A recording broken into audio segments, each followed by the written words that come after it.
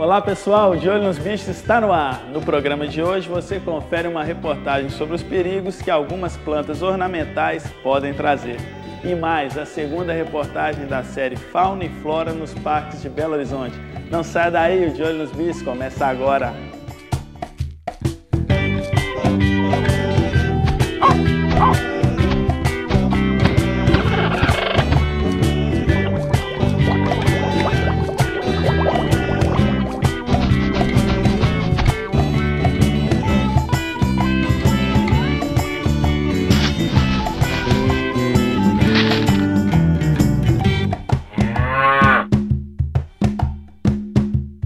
O programa de hoje vai exibir a segunda reportagem sobre a fauna e a flora dos principais parques de Belo Horizonte.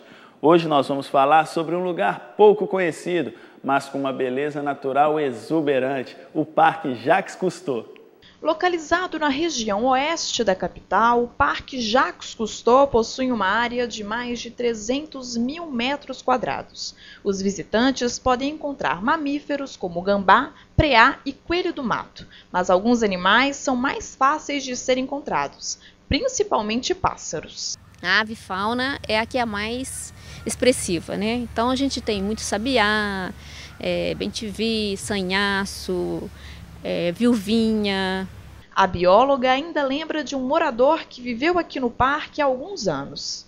Teve uma época que viveu aqui um macaco prego e que, na verdade, pelo fato dele ser manso, a gente viu que alguém soltou esse macaco aqui. E ele se adaptou aqui dentro por um período, porque todo mundo dava alimento, essas coisas todas. Até o ponto que ele começou a invadir a casa das pessoas, aí nós tivemos que retirá-lo.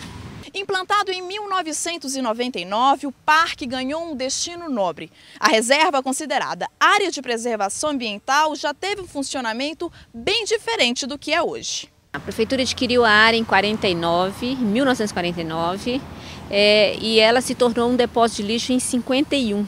E foi depósito grande, né? E pelos relatos, né, dos relatórios da época dos prefeitos, foi se percebendo quando foi que terminou o depósito de lixo aqui, que foi em 71, quando a quantidade de lixo que se tinha aqui já era bem menor, porque já estavam tirando daqui. Logo depois, o espaço funcionou com outra finalidade. Foi criada aqui a seção de produção de mudas, que era o horto florestal, que passou a ser responsável por toda a produção de mudas arbóreas e ornamentais para atender a demanda da cidade inteira. Então produzia-se 1 milhão de árvores aqui, além de ornamentais que atendiam as praças e os parques de Belo Horizonte. A produção de mudas no passado é responsável pela diversidade de espécies presentes hoje. 80% da área atual do parque são plantas de reflorestamento.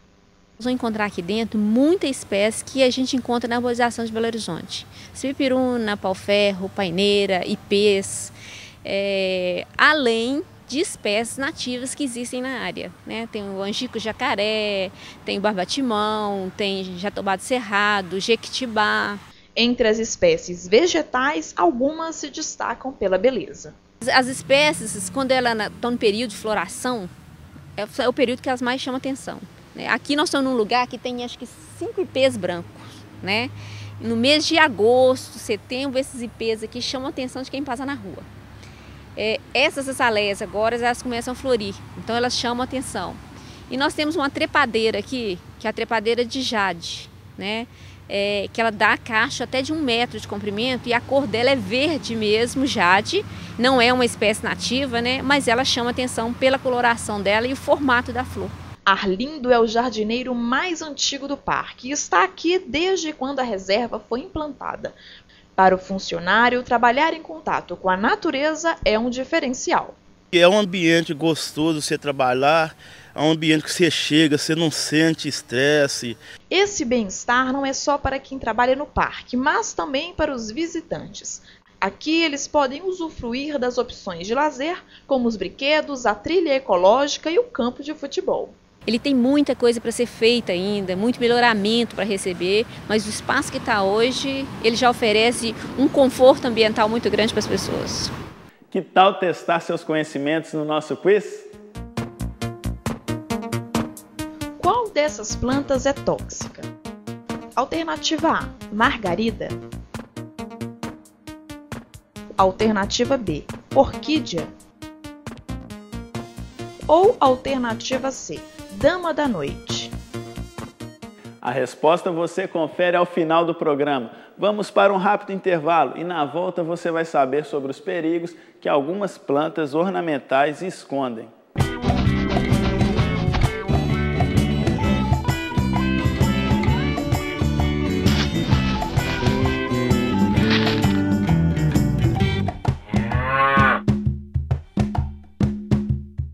Muitas pessoas utilizam plantas para enfeitar a casa, mas o que poucos sabem é que algumas delas são tóxicas e que podem causar sérios riscos para animais de estimação. Confira na reportagem de Maria Luísa Matar. Bonitas, mas também perigosas. Muitas plantas ornamentais usadas para enfeitar a casa são tóxicas e podem causar graves problemas na saúde do animal. As espécies que mais causam acidentes e até podem matar são a azaleia, a trombeteira e a espirradeira. Mas a lista não para por aí. Essa planta é a alamanda catártica, conhecida também como alamanda. Ela é uma planta muito característica, muito comum aqui em Belo Horizonte, conhecida por essa florzinha amarela. Ela, quando ingerida pelo animal, pode causar aumento da salivação, vômito, diarreia, dor abdominal. Outra planta perigosa que já no nome leva um alerta é a comigo ninguém pode. Ela tem na sua composição oxalato de cálcio, que causa uma irritação mecânica na mucosa ou na pele que entrar em contato com essa planta. Quando ingerida, ela pode causar também aumento da salivação, vômito no animal, mas também o contato com a planta causa edema, irritação local. Outra planta tóxica é o bico de papagaio, muito usada no Natal para enfeitar as mesas. O grande perigo dela é o látex cálcico que está na composição.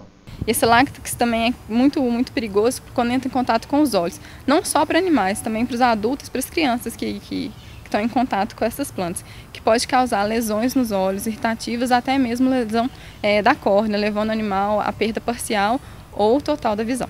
E para quem acha que a intoxicação acontece somente pela ingestão da planta, está enganado. A maioria das plantas, a parte tóxica são as folhas, o caule e algumas sementes, como por exemplo a mamona. Mas outras, como a coroa de Cristo, aquela seiva, o leite da coroa de Cristo, em contato com a pele é muito irritante. Em contato com a boca, com os olhos, também é muito irritante. Então não precisa só morder, se cair um pouco daquele leite da coroa de Cristo também vai ter uma intoxicação na pele, uma irritação na pele. Os animais que mais se intoxicam são os animais mais jovens, são os mais curiosos, os animais que ficam confinados, eles também acabam por questão comportamental, estresse, comendo mais. Mas não são os que são mais afetados. Os animais mais idosos, quando intoxicados, a intoxicação é sempre mais grave. Os animais também desidratados, eles tendem a ter um quadro mais agravado. Até mesmo porque muitos desses sintomas clínicos levam a diarreia e vômito, que agravam ainda mais a desidratação. Mas o animal que se intoxica rapidamente aprende a lição. E provavelmente não vai comer ou mesmo chegar perto novamente da planta que um dia lhe fez mal. Mas para evitar este problema, aí vão algumas dicas. Retirar a planta do alcance do animal, dar uma dieta adequada com boa ração, não deixar ele preso por muito tempo e manter água à vontade. E caso o animal se intoxique, lavar a boca do animal, nunca provocar o vômito, porque algumas plantas, a hora que elas entram, elas causam intoxicação e se elas voltarem para a boca através do vômito, elas vão agravar o quadro de intoxicação. Lavar bastante com água, uns 10, 15 minutos e ligar para o veterinário mais próximo e avisar que está indo, para ele já preparar toda a medicação, os antídotos se eles tiverem e fazer a medicação de manutenção desse animal. Conheça um pouco mais sobre a planta salgueiro branco no Você Sabia?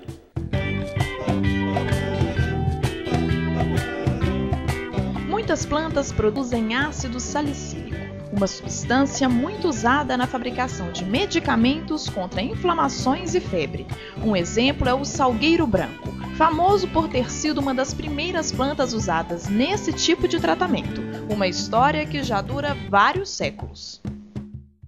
Essa planta, salgueiro, ela é usada desde a época da Grécia Antiga, não é? Então já era conhecida como uma planta que tinha atividade anti-inflamatória. Com o passar dos anos, o que era apenas sabedoria popular foi comprovado pela ciência e a planta passou então a ser usada na fabricação de medicamentos comerciais. Hoje nós temos medicamentos comerciais, né, que podem ser adquirido através de substâncias que foram sintetizadas a partir da inspiração, né, de compostos que estão contidos nessa planta.